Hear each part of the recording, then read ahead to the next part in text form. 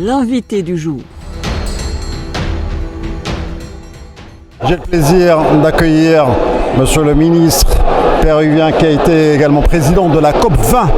Bonjour. On a entendu pas plus tard qu'il y a 48 heures que l'Union européenne a décidé de ratifier l'accord de Paris après la Chine et les États-Unis. C'est une bonne nouvelle. Es una muy buena noticia y esto da mucho optimismo.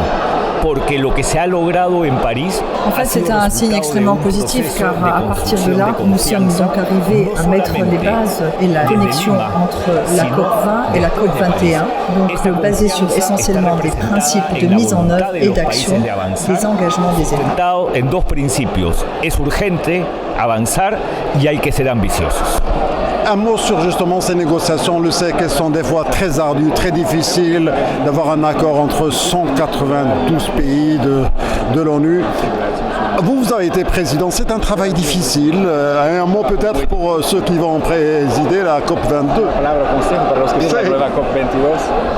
Un consejo es cada uno. Justement, donc ces 195 pays que vous évoquiez doivent avoir l'impression justement d'être écoutés parce que le socle même des COP, c'est la capacité de générer la confiance. Et donc le mot d'ordre dans tous ces processus, c'est la confiance. Alors la confiance, c'est également la confiance qu'il faut donner à la société civile qui attend beaucoup justement des diplomates et des politiques pour qu'ils prennent à bras le corps le changement climatique.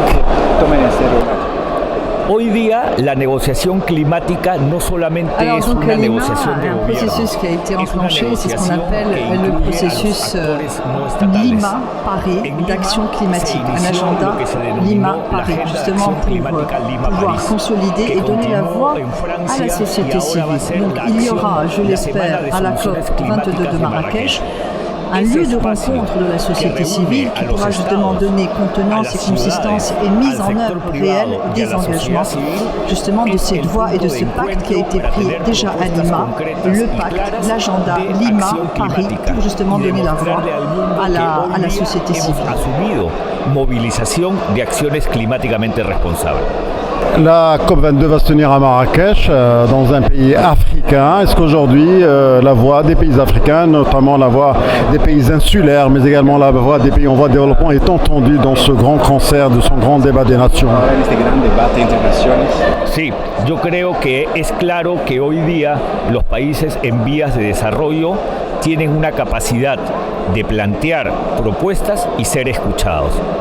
Pero para lograr eso, tenemos que tener propuestas claras, tanto en mitigación como en adaptación. Y en termes d'adaptation et d'atténuation. Et pour ce faire, nous avons besoin d'informations très précises sur le niveau d'émissions de gaz à effet de serre pour pouvoir justement mettre en place des politiques en termes d'atténuation et d'adaptation dans les différents pays engageant la COP. Son capaces de ser más escuchados a nivel global. Est-ce qu'on pourra arriver justement aux objectifs qui ont été proclamés? Est-ce que l'action, est-ce que la volonté politique est là? Definitivamente.